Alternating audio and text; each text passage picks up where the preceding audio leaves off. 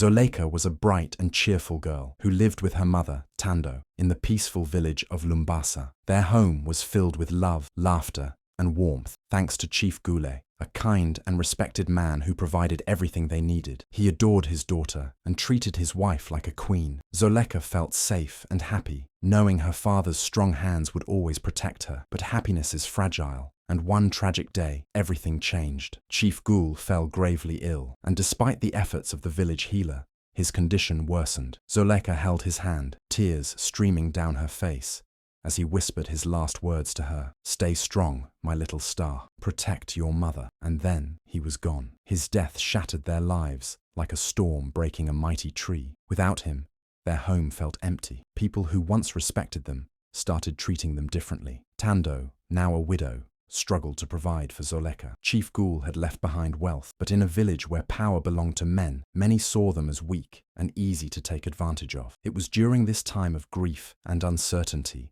that Sefu entered their lives. He was a smooth-talking man who presented himself as a friend. He comforted Tando, promising to take care of her and Zoleka. He spoke of love, protection, and stability. Tando, vulnerable and desperate to secure her daughter's future, believed his words. Within months, she agreed to marry him, hoping she had found someone who would fill the void that Chief Gule had left. But Sefu was not the man he pretended to be. Behind his charming smile was a heart filled with greed and selfishness. He saw Tando as nothing more than a key to Chief Gule's wealth, and he looked at Zoleka with cold, uncaring eyes. The day he stepped into their home as her stepfather, Zoleka felt an uneasy chill in her heart. Something told her that life as she knew it was about to change forever. At first, Sefu pretended to be a loving husband and father. He smiled at Tando and spoke sweet words to Zoleka, acting as if he cared. But as soon as the wedding celebrations ended and the village's attention moved elsewhere, his mask fell. His kindness was nothing but an act,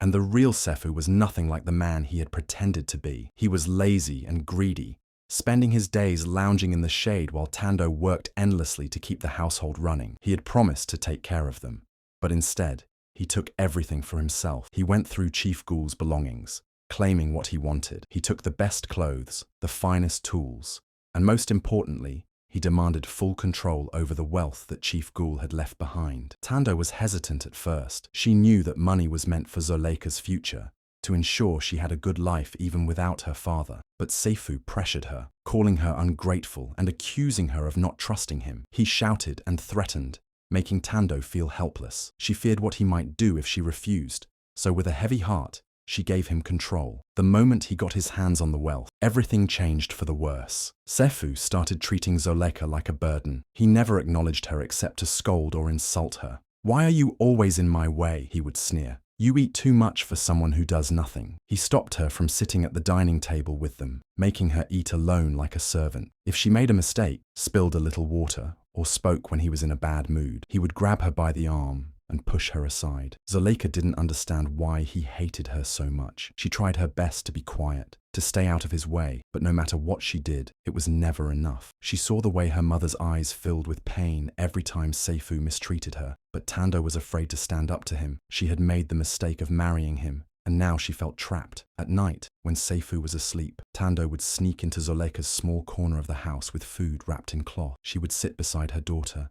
brushing her hair gently, whispering, "I'm sorry, my child. Things will get better. I promise." Zoleka wanted to believe her, but the fear in her mother's voice made her doubt it. Days turned into weeks, and weeks into months. Sefu grew crueler with time. He stopped giving Zoleka new clothes, forcing her to wear old, torn dresses. He made her fetch water from the river, even though it was dangerous for young girls to go alone. When she returned late, exhausted and hungry, he would accuse her of being lazy. Zoleka learned to live in silence. She kept her eyes down, spoke only when necessary, and tried her best not to cry. But inside her heart burned with questions. Why had her mother chosen this man? Why did he hate her so much? And most importantly, how long would she have to suffer before something changed? She didn't know it yet, but her suffering was only beginning. Sefu had taken everything from her, her father's wealth, her comfort, and even her mother's protection. But one day, fate would turn, and the same man who treated her like nothing would be the one begging for mercy. Zoleka had grown used to Sefu's cruelty, but nothing could have prepared her for the moment he decided to throw her away like she was nothing. It started one evening when Sefu stormed into the house, his face twisted with anger. His voice was sharp, cutting through the air like a blade. "Where is it?" he shouted, flipping over baskets and throwing clothes to the floor. Tando rushed to his side, her hands trembling. "What are you talking about, Sefu? My money!" he roared. "A bag of coins is missing, and I know exactly who took it." His eyes landed on Zoleka, who sat quietly in the corner, her heart pounding. She shook her head quickly, fear gripping her. "I didn't take anything," she whispered, but Sefu had already made up his mind. He lunged at her, grabbing her by the arm and pulling her to her feet. "Liar!" he spat. "You've been nothing but a parasite in my house, eating my food, taking up space, and now you think you can steal from me." Tando stepped forward, her voice desperate. "She's just a child, Sefu. She would never steal." But Sefu shoved her aside and dragged Zoleka toward the door. She struggled, her small hands trying to break free, but he was too strong. Outside, the village gathered, drawn by the commotion. Neighbors peeked out of their homes, whispering among themselves. Sefu pulled Zoleka into the center of the crowd and shoved her to the ground. Dust clung to her skin as she looked up, her eyes wide with humiliation. "This girl is a thief," Sefu declared, his voice booming. "I took her in out of kindness, and this is how she repays me." The villagers murmured, some shaking their heads in disbelief, others watching in silence. No one stepped forward to defend her. Tando fell to her knees, tears streaming down her face. "Please don't do this," she begged. "She's my daughter." "Then go with her," Sefu snapped, his eyes full of rage. "But don't expect to come crawling back." Tando froze. She wanted to run to Zoleka, to take her in her arms and shield her from the cruelty of the world, but fear held her in place. She had given Sefu everything, her trust, her home, her dignity, and now she was powerless. Zoleka turned to her mother, her eyes pleading. "Mama," she whispered, hoping, praying that Tando would fight for her, but Tando only wept, her hands covering her face. Sefu pointed toward the road. "Get out," he barked, "and don't ever come back." Zoleka's body trembled as she rose to her feet. She wanted to scream, to demand justice, to tell them all that she was innocent. But what was the point? No one believed her. No one would help her. With one last glance at her mother, she turned and ran. The village blurred around her as tears filled her eyes. She didn't know where she was going, only that she had to get away. Behind her, Sefu stood tall, victorious. Tando collapsed to the ground, sobbing into her hands, knowing she had just lost the one person who truly loved her. And Zoleka? She disappeared into the night, alone, abandoned, and betrayed. But fate was not done with her yet. One day, the man who had cast her aside like trash would regret the day he ever laid hands on her. Zoleka ran until her legs could no longer carry her. The night air was cold, wrapping around her like an unwelcome embrace. The darkness stretched endlessly before her, and fear crawled up her spine with every step she took. She didn't know where she was going, only that she couldn't stop. Stopping meant facing the pain, the betrayal, and the loneliness that now clung to her heart like a heavy stone. The road was cruel. She had no food, no water, and no idea how to survive alone. Her stomach ached from hunger, but there was no one to turn to. She tried knocking on the doors of distant huts she passed along the way, but every time, the same thing happened. People glanced at her torn clothes, her dirty face, and shook their heads. "Go away, child," they muttered. "We have nothing for you." Days passed, and her body weakened. She slept under trees, using fallen leaves as a blanket. Wild berries became her only source of food, but they were never enough to satisfy her hunger. Each morning she woke up feeling weaker than the day before. She wondered if this was how she would die, forgotten, unloved, just another lost soul swallowed by the world's cruelty. Then, on the fourth day, fate intervened. Zoleka had stumbled into a small village called Kagoma, barely able to keep herself standing. The villagers stared at her with curiosity, but did not approach. At the far end of the village, an elderly woman sat outside her hut, grinding herbs with slow, steady hands. Her silver hair gleamed under the sun, and her eyes, though aged, held a sharpness that saw everything. The woman, Mama Lemba, watched Zoleka with a knowing gaze. She could see the suffering in the girl's eyes, the hunger in her body, and the pain she carried in her heart. Without a word, she rose to her feet and walked toward Zoleka. "You look like a girl with a story," Mama Lemba said, her voice gentle but firm. Zoleka opened her mouth to speak, but no words came out. She was too exhausted, too broken. Seeing this, Mama Lemba placed a comforting hand on her shoulder. "Come," she said. "You need food, not words." For the first time in days, Zoleka felt warmth, not just from the fire in Mama Lemba's hut, but from the kindness in her actions. The old woman fed her, cleaned her wounds, and gave her a place to rest. That night, As she lay on a soft mat wrapped in a warm blanket, she felt something she hadn't felt in a long time: hope. As the days passed, Zoleka regained her strength. Mama Lemba, a well-respected herbalist, began teaching her the ways of healing. She showed her how to crush leaves into medicine, how to mix roots to cure fevers, and how to listen to the whispers of nature. Healing is not just about herbs, she told Zoleka one evening. It is about understanding pain and knowing how to ease it. With every lesson,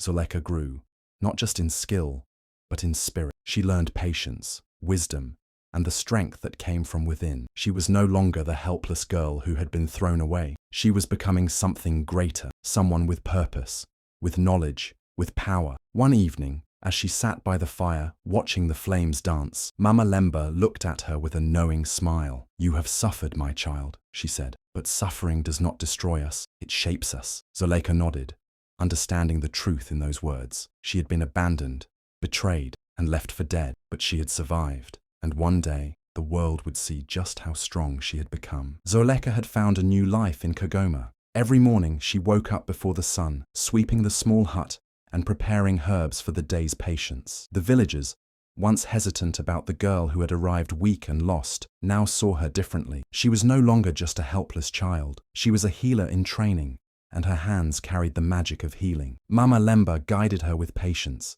teaching her the secrets of herbal medicine. Zoleka learned to recognize plants by their scent, color, and texture. She discovered which roots could cure fevers, which leaves could ease pain, and which flowers could bring sleep to a restless mind. She was quick, eager, and sharp, absorbing knowledge like a dry land drinking rain. One day, as she was grinding herbs outside Mama Lemba's hut, a commotion broke out in the village. A group of men, dressed in fine robes, arrived carrying a stretcher. On it lay a man with skin as pale as ash, his breaths slow and labored, his eyes flickered weakly, and sweat drenched his expensive clothes. "This is Jabari, the great merchant," one of the men cried. "He has been sick for weeks, and no healer in the kingdom has been able to save him." The villagers whispered among themselves. Everyone had heard of Jabari. He was one of the wealthiest merchants in the land, a man who traded gold, silk, and rare spices. If he died, it would be a great loss to many. Mama Lemba stepped forward, placing a hand on the man's forehead. She closed her eyes,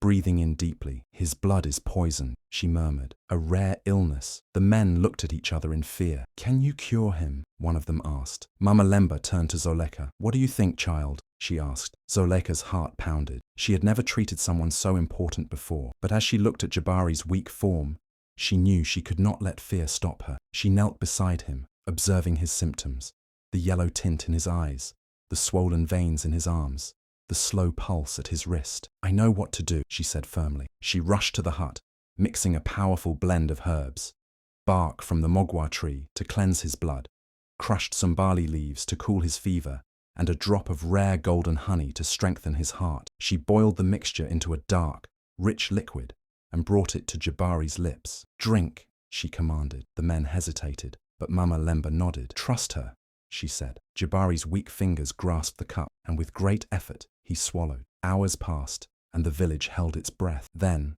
as the sun began to set, Jabari stirred. His breaths grew stronger, his skin regained color, and for the first time in weeks, he opened his eyes fully. "You saved me," he whispered. Zoleka smiled, relief washing over her. Jabari sat up, looking at her with deep gratitude. "I have traveled far and met many healers," he said, "but never have I seen one so young with such great skill." The next morning, he made an announcement before the entire village. "From this day forward, I will be Zoleka's benefactor. I will ensure she has everything she needs to become the greatest healer in the land." The villagers cheered, and Zoleka felt something she had not felt in a long time: pride. She had once been thrown away like nothing, but now she was rising. The world would know her name, and no one would ever see her as weak again. Zoleka embraced her new life with determination. With Jabari's support, she was no longer just a healer, she was a rising force. He provided her with land, resources, and connections, allowing her to open her own herbal clinic in a bustling town near Kagoma. People from distant regions traveled for her remedies,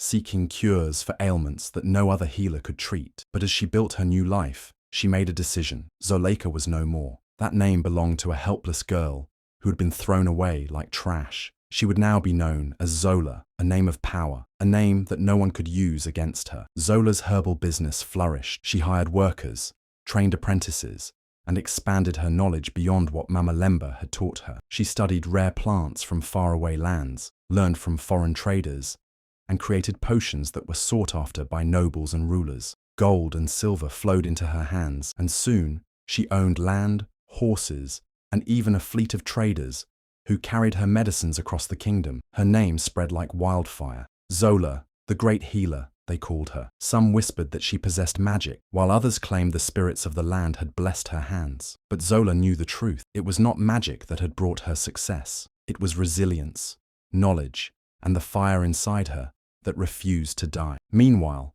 back in Lomasa, the home she had once known had turned into a place of misery. Sefu, the man who had stolen everything from her, was now a man drowning in his own greed. The wealth he had taken from Chief Ghoul was wasted on drinking, gambling, and reckless spending.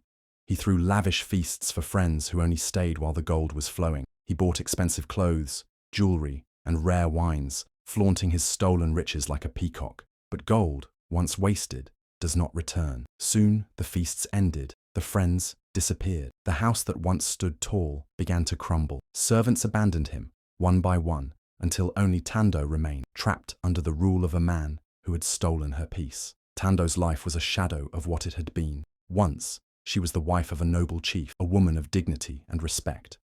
Now, she was a prisoner in her own home, forced to endure Sefu's anger and frustration. He blamed her for his downfall, for his losses, for the emptiness that surrounded him. "I gave up everything for you," Tando would whisper to herself in the dead of night, tears soaking her pillow. She thought of her daughter, the child she had been forced to let go. Was she alive? Was she safe? Did she hate her mother for failing to protect her? She longed for answers, but there were none. And so, in two different worlds, two fates were unfolding. In one, Zola, once a girl who had nothing, now stood as a woman of power, her name carrying weight across lands. She had everything: wealth, knowledge, respect. In the other, Sefu, once a man who had stolen everything, now watched his empire crumble, powerless to stop his own destruction. But fate was not finished. The threads of the past were beginning to weave together once more, and soon the truth would come to light. Sefu's life fell apart piece by piece, like a house crumbling in a storm. The wealth he once flaunted was gone, wasted on drinking, gambling, and reckless spending. The friends who once surrounded him had vanished, leaving him in the ruins of his own greed. He had nothing left, not a single coin, not a single ally. As his pockets emptied, so did his patience. He became angry, bitter, and violent, taking out his frustration on the only person still in his home, Tando. Every night he drank himself into a stupor, his eyes bloodshot, his breath reeking of cheap palm wine. And every night, Tando braced herself for the storm that followed. "You ruined me," he would shout, his words slurred as he threw whatever was in reach. A cup, a plate, sometimes even his fists. "If it weren't for you, I'd still have my fortune." Tando bore his rage in silence at first. She had endured so much already, losing her husband, losing her daughter. But as time passed, something inside her changed. She was done suffering. She was done being a victim. She had to leave. One night, when Sefu was deep in his drunken sleep, she gathered what little she had left: a small bundle of clothes, a handful of coins she had hidden away, and nothing else. She took one last look at the home that had once been filled with love, then turned and walked into the darkness, never looking back. By the time Sefu awoke the next morning, she was gone. The house was empty. The silence was deafening. For the first time in his life, Sefu was truly alone. At first, he laughed. "Let her go," he muttered, taking another sip of his drink. "She'll come crawling back." But days turned into weeks, and Tando did not return. Without her, the house became filthier, the cupboards emptier, the little food left rotted away, and the debts he owed to gamblers and moneylenders grew. They came knocking at his door, demanding payment. "I just need more time," he pleaded. But they were done waiting. One by one, they took everything: his clothes, his furniture, even the roof over his head. The house that once belonged to Chief Ghoul, the house Sefu had stolen, was now nothing but an empty shell. With no money, no power, and no one left to manipulate, Sefu wandered the streets of Lomasa, his fine clothes now torn and dirty, his once proud face hollow with hunger. He knocked on doors, begging for food, but the same villagers he had once looked down upon now turned their backs on him. "Didn't you mock the poor once?" they sneered. "Didn't you throw your own stepdaughter into the streets like trash? Now look at you." Sefu swallowed his pride, but it tasted worse than hunger. He sat in the marketplace, holding out his hands to strangers. hoping for mercy, but mercy was hard to come by. As he sat in the dust, his stomach empty, his throat dry, he wondered if this was how Zoleka had felt the night he had thrown her out. Had she begged for food like this? Had she wandered, hopeless and alone? For the first time, regret crept into his heart. But regret would not fill his stomach. It would not save him from the fate he had carved for himself. Karma had begun its work, and it was far from finished. Zoleka had built a new life, a new identity, and a new purpose. She was no longer the helpless girl who had been thrown out like trash. Now, she was Zola, a powerful woman whose name was known far and wide. People sought her wisdom, her healing hands, and her kindness. She had everything she once dreamed of: wealth, respect, and security. But deep inside, there was one part of her past she had never faced: Lomasa, the village where her life had been shattered. One evening, as she sat in her grand home in Kagoma, she overheard merchants speaking about Lomasa. "That village has fallen into ruin," one of them said, shaking his head. "Ever since Chief Ghoul died, everything has changed. Corruption, poverty, and suffering have taken over. And that man, Sefu, he lost everything. Serves him right." Zoleka's heart clenched. She had not thought about Lomasa in years, but now the memories came flooding back. The warm embrace of her mother, the laughter of her childhood, the cruel hands that had cast her into the night. She took a deep breath. It was time to go back, not as the weak girl they had abandoned, but as the woman she had become. The journey was long, but when she finally arrived, she barely recognized the village. The once thriving marketplace was nearly empty.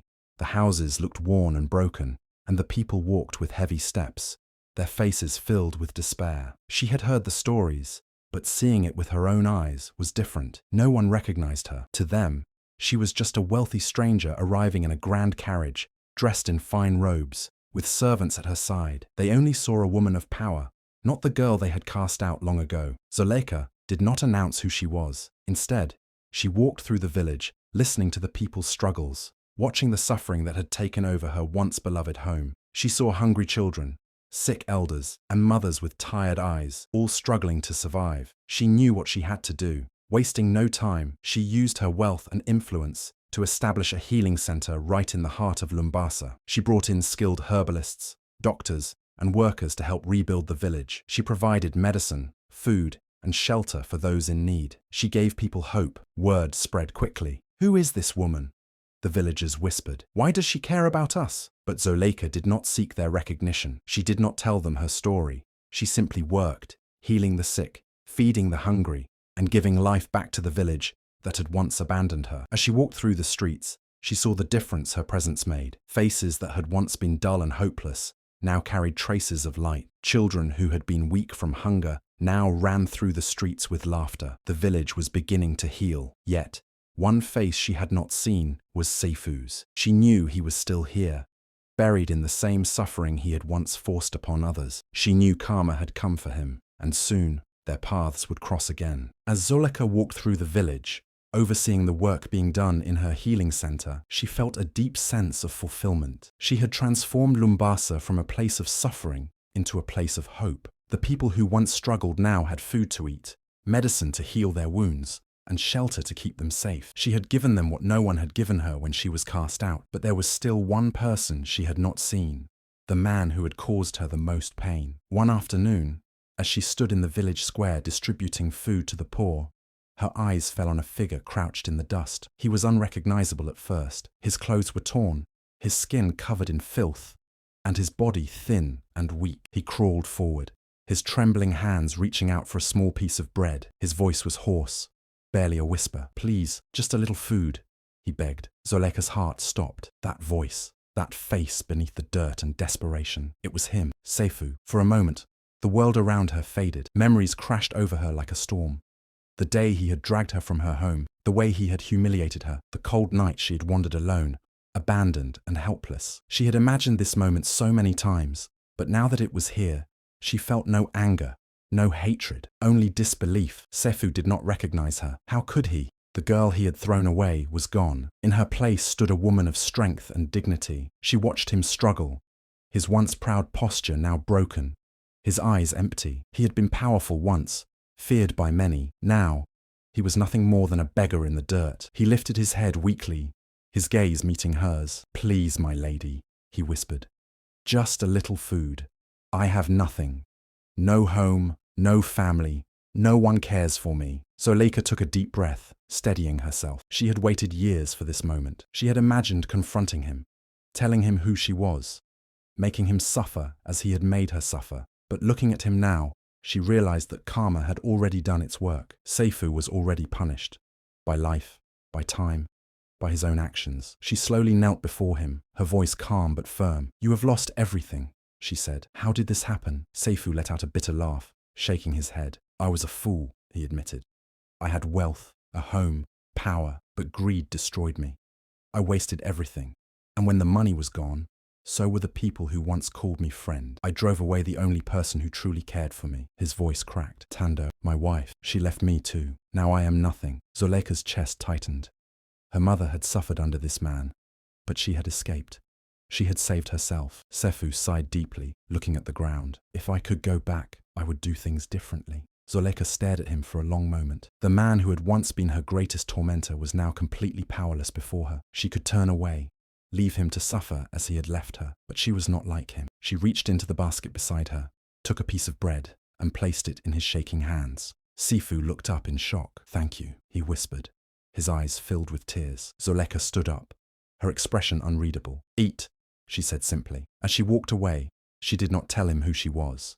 She did not need to. The past no longer controlled her. Sefu was already living his punishment, and she had already won. Sefu sat in the dirt, clutching the piece of bread Zoleka had given him. His hands trembled as he took small, desperate bites, his hollow eyes darting around as if afraid someone would snatch his food away. He had known hunger before, but never like this. Never the kind that made his bones feel empty. Never the kind that turned every bite into both relief and pain. Zoleka stood a few feet away, watching him. A storm of emotions raged inside her.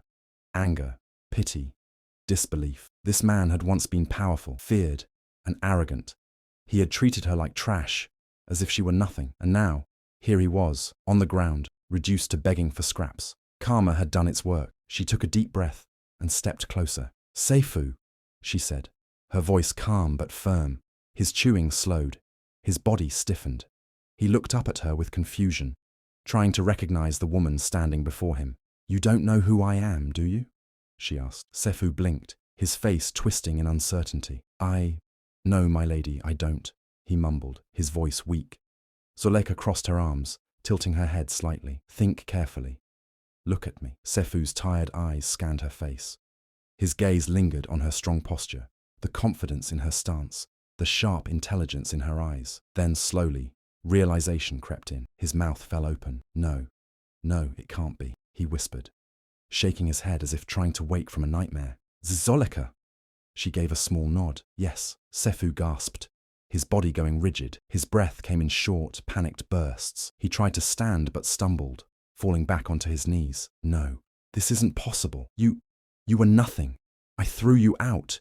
You were supposed to suffer, to disappear." Zoleka let out a soft, humorless laugh. "And yet here I am, stronger than ever. While you," she looked around at the filth surrounding him, "you have become the very thing you thought I would be." Sifu's face crumbled. He grabbed at her dress, his fingers shaking. "Zoleka, please, forgive me. I was blind, foolish. I let greed consume me. I swear, if I could take it all back, I would." Tears streamed down his dirty cheeks, his body shaking with sobs. "Please, have mercy." Zoleka stared at him, unmoved. She had spent years dreaming of this moment, imagining what she would say, how she would make him suffer as he had made her suffer. But now, standing before him, she realized something. She didn't need revenge. She had already won. She knelt slightly, meeting his tear-filled eyes. "Sefu," she said quietly, "you threw me away like trash. You thought I was worthless. But look at me now." She gestured to the people behind her, to the village she had saved, to the life she had built. "Everything you destroyed only made me stronger, and everything you stole only led to your own downfall." Sefu sobbed harder, pressing his forehead to the ground. "I was wrong. I was so wrong." Zoleka exhaled slowly. "I will not take revenge on you. I do not need to. Karma has already done that." She leaned in, her voice a whisper, but firm. "Remember this, Sefu. What you throw away today may rise higher than you tomorrow." With that, she turned and walked away, leaving Sefu in the dirt, his cries echoing in the wind. Zoleka's heart pounded with anticipation. as she stood outside a small mud brick house surrounded by lush green fields. She had traveled far and searched long, following faint whispers of her mother's whereabouts. Now, as she took a deep breath and knocked on the wooden door, she prayed that fate had finally led her home. The door creaked open, revealing a woman with tired eyes and silver strands in her once dark hair. The moment their eyes met, time seemed to freeze. Tando gasped, her hands flying to her mouth as tears welled up in her eyes. "Zoleka, my child." Her voice trembled, barely above a whisper. "Yes, Mama, it's me," Zoleka said, her own voice cracking as she stepped forward. Tando let out a strangled sob and threw her arms around her daughter, holding her as if afraid she would disappear again. "Oh, my baby, I thought I had lost you forever." Zoleka clung to her mother, feeling warmth and love that she had missed for so many years. "I never stopped thinking about you, Mama. I searched everywhere for you." A deep, gentle voice interrupted their embrace. "And she never stopped praying for you," said a man standing behind Tando. His face was kind, with soft wrinkles that told a story of hard work and kindness. Tando wiped her tears and turned to him. "Zoleka, this is Biko. He saved me when I had nowhere to go. He gave me shelter, food, and treated me with respect." She smiled, glancing at him with gratitude. "He is a good man." Biko nodded warmly at Zoleka. "Your mother is like a blessing to my home," he said.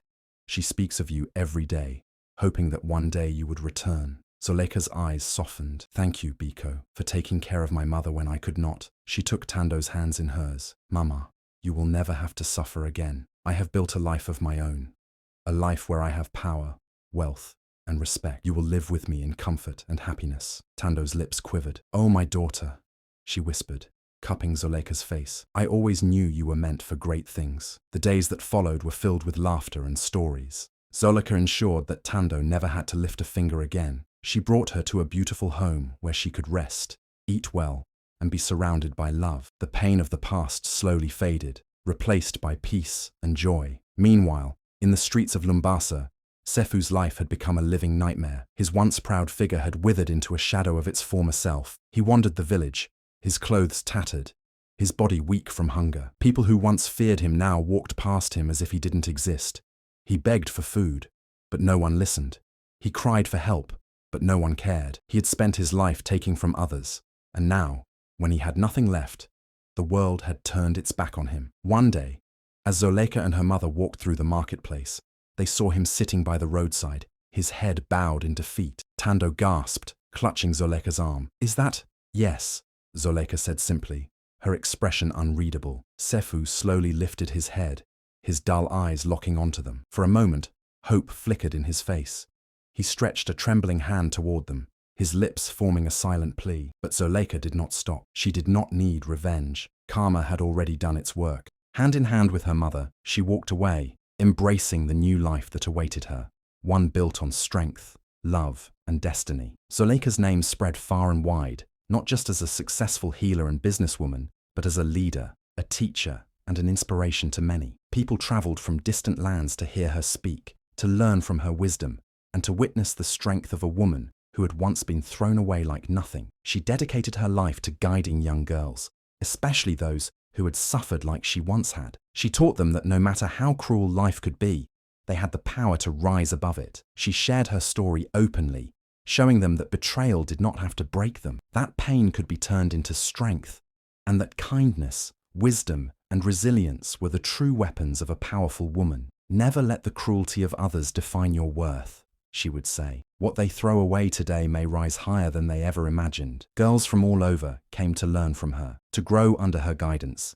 and to build lives of their own. Some became healers, some became traders, and others became leaders in their own right. But all of them carried Zoleka's lessons in their hearts, walking in the path of strength and dignity. Meanwhile, in the forgotten corners of Lomasa, Sefu's life came to a miserable end. The once proud man who had stolen, betrayed, and destroyed now had nothing. No power, no wealth, no family. He roamed the streets like a ghost, sickly and weak, ignored by those who once feared him. He begged for food, but no one pitied him. He cried for help, but no one listened. And one cold night, as the wind howled through the empty village streets, Sefu took his last breath alone. There was no one to mourn him, no one to remember him with kindness. His life had been built on cruelty and greed, and in the end, it had all crumbled to dust. When word of his death reached Zoleka, she simply nodded, her heart untouched by either joy or sorrow. She did not celebrate his downfall, nor did she grieve for the man who had once ruined her life. She only saw it as proof of one simple truth: karma never forgets. With her mother by her side and a future filled with purpose, Zoleka continued to walk her path. She had been betrayed, abandoned, and broken, but she had risen higher than anyone ever expected, and in the end, she had won, not through revenge, but through the unstoppable power of fate.